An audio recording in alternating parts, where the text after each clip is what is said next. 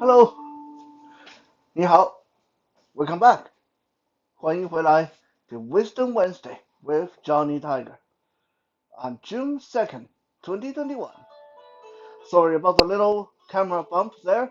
I wasn't sure if I turned it on properly, so I was double checking. This is uh, slightly frantic today's video because this is actually the second time I attempt this today. Usually I don't have to redo or retake Wisdom Wednesdays or Soul Search Sunday, but today the first take got uh, busted when I got interrupted by grocery delivery at my door. So I had to quickly go deal with grocery and put things away, stuff like that. So that interrupted the first attempt. I wish I know how to trim and resume videos, YouTube videos on my phone, and so when things like that happen, I wouldn't have to start all over again. So far, I have no idea how to do it. So every time I get interrupted or something go wrong, like if the cat knocks the camera over, I have to restart and do it all over again, which is a little bit frustrating. But anyway, that is just the nature of these daily videos. Do you guys like seafood? When I was little, I absolutely hated seafood. I didn't really start to appreciate seafood until I was a teenager.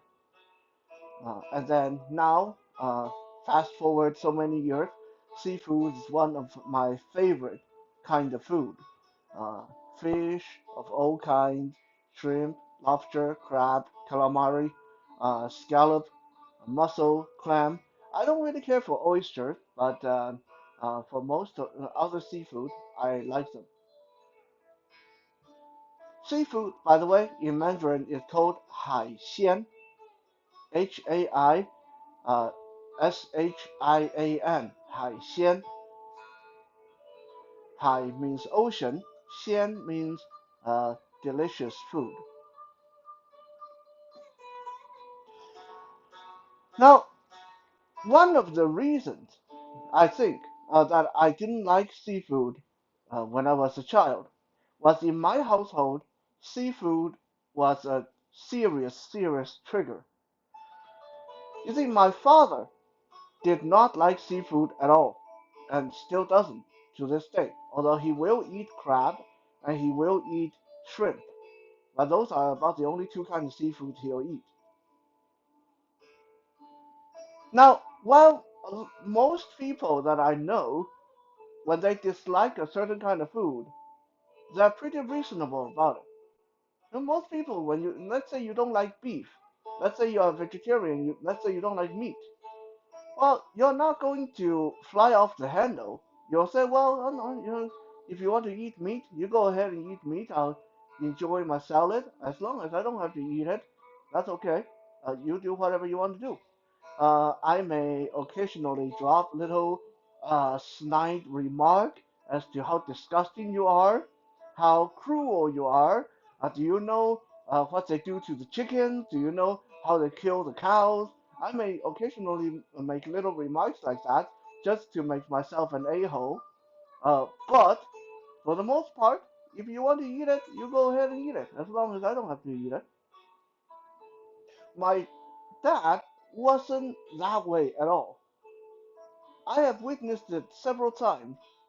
If we would even have any kind of fish or uh, oyster or seafood, like I said, he would eat shrimp or crab.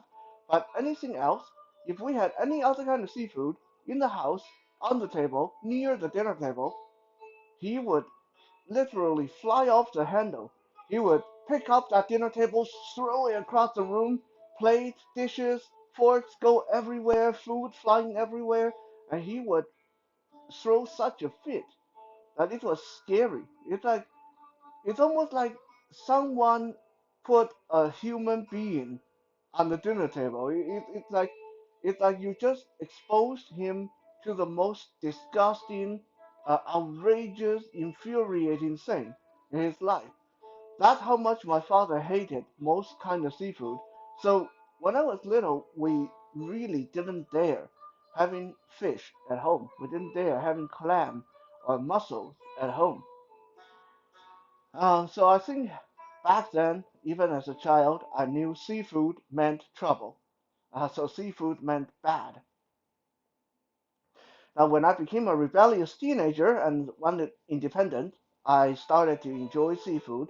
So quite often after school, we would get out of school at around 3 or 4, and my dad would still be at the office, and my mom and I, and sometimes my siblings would go out and have a great seafood dinner at the restaurant of our choice, just so we could enjoy our seafood away from the house and wouldn't have to deal with that kind of violent outbursts. Of all the seafood that I've had, first, my favorite got to be lobsters. Lobsters in Mandarin is called long sha, long sha, Lonsha, long sha, long sha, means dragon shrimp. That literally means dragon shrimp, which makes sense when you think about what they look like. um, Close behind longsha, close behind lobster, I really enjoyed crabs. Speaking of crabs, which is the main subject of today's uh, episode, I have a little funny experience when it came to crab and lobsters. There is this kind of a fancy Chinese restaurant near the martial arts studio that I practiced out of. I'm not going to give their name, just so I'm not smearing their reputation or boosting their business. They didn't pay me to advertise. But that's suffice to say, it's the only Chinese restaurant near Richmond Martial Arts Studio. If you know the area, you know the one I'm talking about.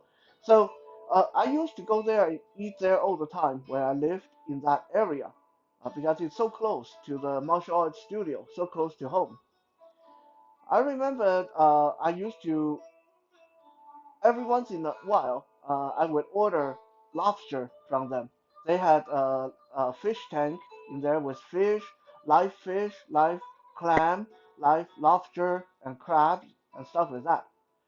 I enjoyed ordering lobster from them because back then it was still relatively cheap. For $40, you could get like a 5 pound lobster. That was a great deal. Well, this one day I went into the restaurant and I was going to come in with some friends later that night. So I said to the owner, I said, "Hey, I'm going to have a party here tonight. I want to reserve a lobster." And she said, "Well, we don't have any lobster today, but you should have crab. I'll give you the largest crab we have, and you'll enjoy it." And I said, "No, I don't know. No, I kind of feel like lobster. I don't feel like crab. If you don't have lobster, I can go elsewhere." And honest to God, like I'm not even exaggerating, she spent the next 10 minutes telling me all the reasons, giving me all the excuses, all the scientific data on why I should have crab rather than lobster. Did you, according to her, did you know that you get more meat out of a crab than a lobster? Because lobster you can only eat the big front claws and the body and the tail, but crab there's meat in all the legs, so you actually get more meat out of a crab. And crab are way more nutritious than lobsters, and uh, the crab are more delicious and more people enjoy crab, and my friends would definitely enjoy crab more than they would lobster, yada yada yada. After 10 minutes of being bombarded with uh, scientific facts that weren't really scientific facts, I finally caved and said, "Okay, okay, okay, okay, enough. Okay, fine. We'll have crab. You win. You win. We'll have crab." Now, Chinese people have this say that goes something like, there are many heroes in our history, and one of them was the first person who ate crab, because it would take a truly brave person to eat crab for the first time. That makes sense. I mean, when you really think about what a crab looked like, it's like a huge, angry-looking spider-like thing with lethal-looking claws. Sometimes they're covered in hair, and sometimes they're covered in spikes, and they got this hard shell. And like there's just nothing about a crab that is cute or fuzzy or adorable or friendly. Everything, every inch about a crab is scary and unfriendly and horrifying looking. So the first person who would eat one, what was going through his or her mind? Well, I don't really know who was the first person in the world to eat a crab, but I will tell you of the first person in China who eat a crab as far as being documented and is historically traceable. Before we get into that, by the way, crab in Mandarin is 螃蟹, Pongsheh, like 蟹, like saying the word ye, just with sh in front of yeah. So 螃蟹. Next time you go to a Chinese restaurant or you go to talk to Chinese people and you want to order crab, you can say 螃蟹. You want lobster, you say 龙虾. That's how you order them in the restaurant. The first Chinese person who ate a crab, as far as historical facts go, goes back to about 4,000 years, during the time of the Emperor Da Yu. Well, I think we talked about Da Yu before, either on here or on the Johnny Tiger Experience podcast. He was a Chinese emperor who uh, designed the water system, the waterway, the canals, riverways in China. So the river system you see right now on the Chinese map, how there's the Yellow River and the Great River, and there's all this tributary connecting them, and the water basically go all over China. That was all excavated, designed, put in place by the Emperor Da Yu about 4,000 years ago. He was, if my memory serves, he was the third, either the second or the third emperor in Chinese history. He was emperor number two or number three. So way back in the beginning of Chinese history. Now, you got to remember, back then, there's no excavator, there's no bulldozer, there's no machinery. So Da Yu, Emperor Da Yu, realized that the water situation in China was a big problem because we had some part of China over in the south. It's rain and rain and rain all the time, as those provinces were getting flooded all the time. And then we have people who live in the north and in the west, where it barely ever rains, and it's like for all the time, or like all throughout the year, it was drought. So the Emperor Dayu thought, well, seems logical if we have places that are flooding all the time and places that were dry all the time. What we needed to do is to dig river riverways, dig tributaries, dig canals, so water from places that had too much water could get to places that didn't have enough water. Well, it sounded simple, but without machinery, without bulldozer and all those stuff, it was a massive undertaking. All the digging, all the shoring up of the side of the canal, all the excavation, all that had to be done by hand, by labor force, shovel by shovel, bucket by bucket, pickaxe by pickaxe, took years. It was said that it took so long to get this project done that the Emperor Da Yu didn't even see his wife and his children for 30 years because he was supervising and in there digging alongside his people. Uh, but that's another story for a different time. So while they were digging, one day they came across this shallow water, shallow pool of water that they were trying to excavate so the water would drain into a different direction. The people who were digging, trying to excavate in this area, they reported finding this huge bug-like creatures in the water. And these creatures were hurting people. While people were trying to work, they were getting attacked and pinched by these creatures. Now, of course, nowadays we know what they found were probably freshwater crabs. And I imagine 4 or 5 thousand years ago, freshwater crabs were probably quite large. Uh, and these people had no idea what they found. Back then, they didn't even know these things were called crabs. They called them, and this is historical fact. You can find it on Google. Uh, Before they were called 螃蟹, crabs in China were called 夹人虫. 夹人虫 means pincher bugs. Pincher bugs because of what they did. They would use their big pincers to attack people.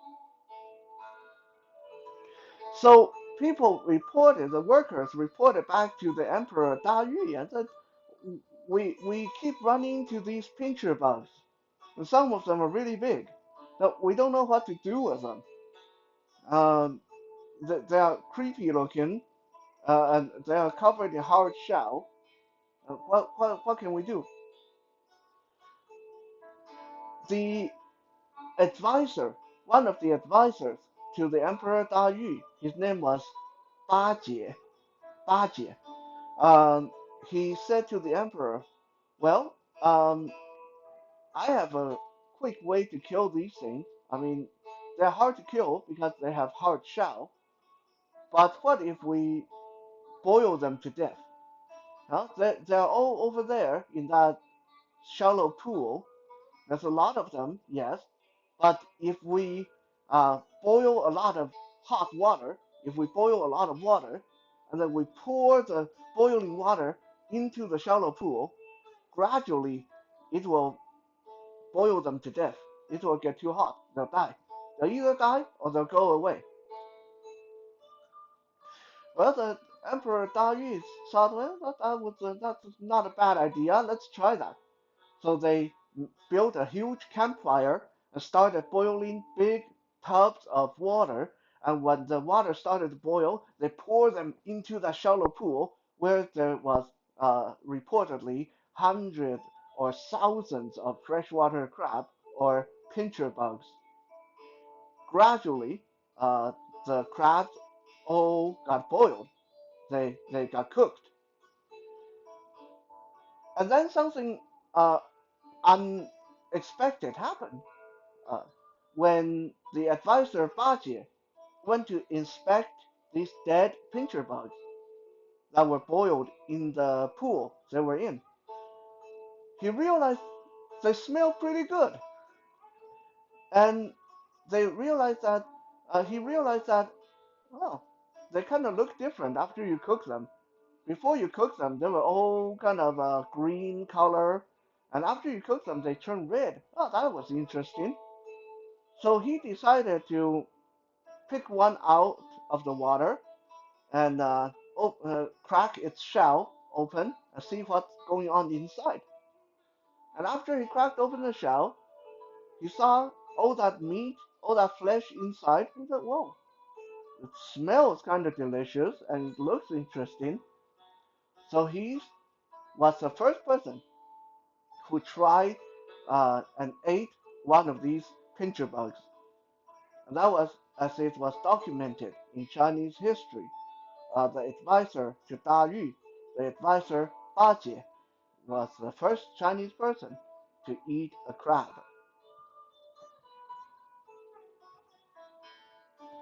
Now, when you go to Taiwan or China and you go to a restaurant, if you order 螃蟹, aka crab, you may find yourself really disappointed because what you are going to get is not going to look like any kind of crab that we eat here in North America. I remember this very clearly when I first came to Canada with my family, and the first time we ate crab here, we thought we died and went to heaven. We here in Canada, most of the crab we get are the Dungeness crab, sometimes the snow crab, and for the most part, they are saltwater crab, they are ocean crab, and most of them are really big. I mean, you get a crab in a restaurant, they're like the size of a dinner plate, maybe sometimes a little bit smaller, but most of the time they're about that size, about as big as a dinner plate. That's standard here in North America. If you go to China or Taiwan, you order a crab from the restaurant, you'll be lucky if that sucker is about as big as your hand. That's what crab over there. Now, the reason is the crab you get in China and Taiwan, they're not the same kind of crab you get in North America. While here in North America, most of the time we are getting saltwater crab, ocean crab. In Taiwan and China, you are going to get freshwater crab, aka the pincher bugs in the story of uh, the advisor Bajie. So they're roughly the size of your hand, and there's not a lot of meat on them. This also brings out a good point that for Chinese people, eating crab is not quite the same as for uh, North American people. Here in Canada, and I imagine in the US as well, when we eat crab, we cook the crab, and then when we open up the crab shell, we will take all that disgusting stuff in the middle, the digestive tract, the lungs, the eggs, and all that slimy, mushy stuff. We'll throw that out or give it to the cat, and we eat the meat. So here in North America, most of us, when we say we eat crab, we are eating the meat. Well, in China and Taiwan, people very often ignore the meat and eat the innards, the center part, the mushy part of the crab, the entrails, the digestive tract, the reproductive tract, all that gooey, mushy stuff in the middle. That's where Chinese people believe the real essence of the crab is. That's where the real nutrients are. Of course, when you consider that they are eating freshwater crab for the most part, it makes sense because those freshwater crabs are so small, like they're barely the size of your hand. You're really not going to get a lot of meat out of them. So, for the most part, when you eat one of those, the most edible, plentiful part would be in the body, the center part. If you rely on eating the legs, good luck. You're going to work your butt off and you're not going to get a lot of meat. So makes sense that Chinese people learn to eat the central part of the crab rather than the flesh itself.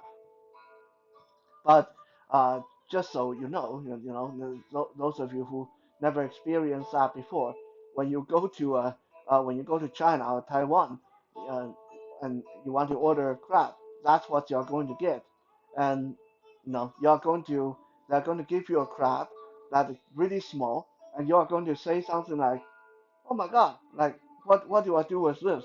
And they're going to look at you funny, and they're going to say, you open the shell and you eat the inside. Of course. What else do you do with crab? Because that's what they do. That's what they're used to over there.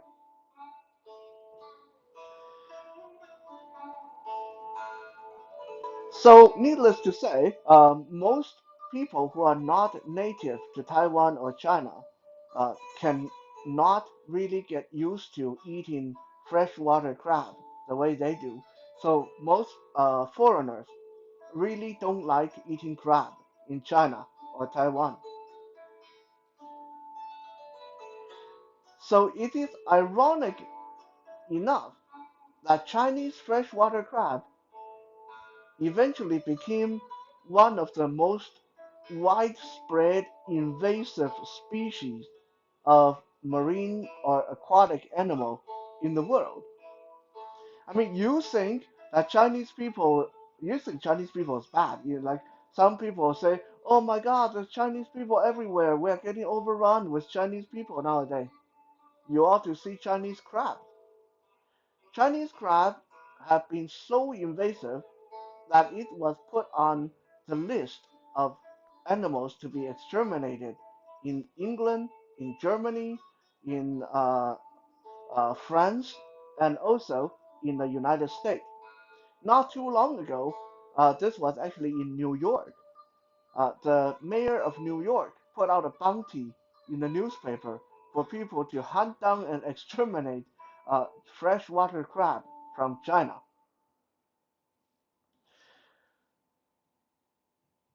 So this begs the question, how did these freshwater crab get all the way to North America and Europe from China? Well, this goes back to trade ship and big cargo ships. You see, these cargo ships that go from UK to the US or come to Canada and load up lumber and then transport them over to China, load up something over in China, come back to Europe or US.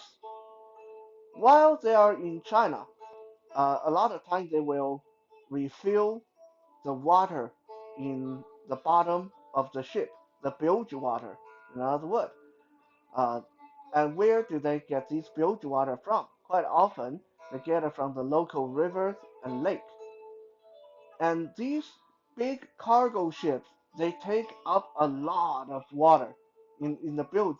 They sometimes take several tons of water. So when they are pumping this water into the ship, a lot of little aquatic animals go in with the water, including the local freshwater crab. While they're on the ship, they will eat whatever is decaying, rotting in the water, and lay egg and grow bigger. And eventually, when the ship get back to the U.S. or to the U.K. and they pump the bilge water out into the river and take in fresh water, these Chinese freshwater crab get pumped out into our water system. And because they have no natural predators over here, they really grow and make a lot of little crabs, and suddenly they're everywhere. It was said that in Germany it got so bad that fishermen would go and put their net in the lake trying to catch some fish or eels to sell at the market. And when they pull their net up, they get nothing but tiny freshwater Chinese crabs. That's how bad it got.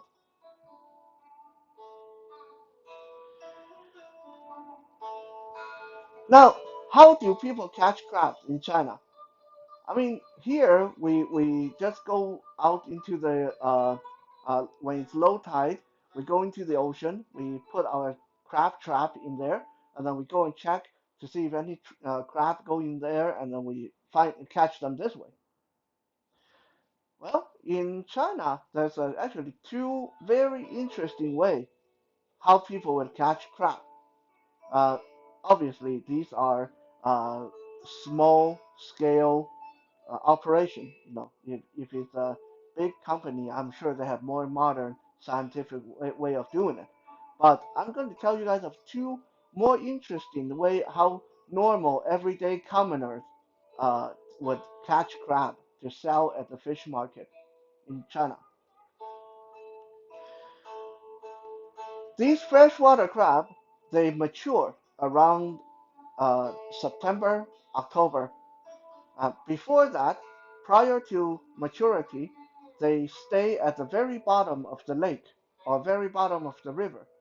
It's almost impossible to find them until they're mature. Once they start maturing, they start to venture onto the shore, either to lay egg or to mate or to look for larger food. So fishermen along the river, along the lake shore in China, would make these big bamboo crates that they would put in the lake around September, October time. Inside the crate, they put a few floating lanterns. So they would leave that crate in the lake overnight, and these lanterns would cast light over the water around the crate. And the light would draw these mature crab into the crate, and they would stay in there. The next day, the fishermen come, and they will find a full crate of mature crab, freshwater crab, ready to be sold at the fish market. A second place to catch mature crab was in wheat fields. This is a very popular way of doing it in northern China, where people grow a lot of wheat for whiskeys, for wheat products, for noodles, and that kind of stuff. So a lot of time, uh, when the crab is mature, they venture onto the land, and usually near the waterway would be wheat fields. And the crab would go into the wheat field, and they would use their very strong pincer and cut into the stalk of the wheat. So the wheat would fall over, and the crab would eat all the grains that was on the stalk. That's how they got their food. Interestingly enough, these crabs that come out of the lake and river and go into the wheat field to reap destruction of the crop this way, they have a very military order to them. They travel in a straight line. There's always one leading crab, and then hundreds of crabs would be following behind it. It was quite something to see. So every year, the wheat farmer, would wait until one day they come to inspect the field, and they see a lot of wheat stalk fallen over, and the wheat, the grain has been chewed on or eaten, and they know that the crabs are coming out. So next night, the farmer would be waiting uh, in the field. They would set up a little tent. The tent would be just big enough for a couple of people to sit in, and also, the tent is uh, not fully enclosed. It would have a tarp overhead and walls on the left and right side, but the front and the back would be open. The front would face the river, the back would face the wheat field. Inside the tent, the farmer would set up little candles or storm lanterns, and they would sit in there quietly drinking, playing card all night. Again, the light inside the tent draw the crab toward the tent. And somewhere in the middle of the night, if you were one of these farmers, if you were sitting in the tent and you look down, you will see the crab come marching in through the tent. The lead crab in the front and hundreds of crabs behind it. The farmer always let the lead crab go through, and they start picking up all the ones behind it and putting them into prepared crates and backpacks, a bucket, and to take them to the fish market next day. But they never catch the lead crab. And you may be wondering, why don't they catch the lead crab? Because people there believe that if you take away their leader, then the rest of the crab will not know to where to go. They'll be all chaotic. They'll go wherever they want. So if you leave the lead crab alive and let it go back into the river, next night it will lead more crab to the same place and more the next night. Uh, I guess crabs are not very bright. So by leaving the lead crab alive, it will be kind of your informant. It will keep bringing fresh crab back to the wheat field.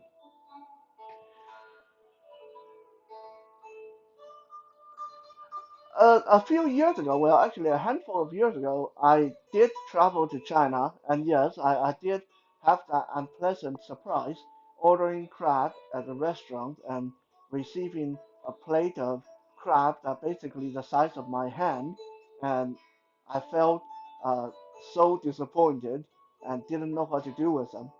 So I hope that after today's episode, if you ever travel to that part of Asia, you know what to expect if you order 螃蟹 or crab in the restaurant there.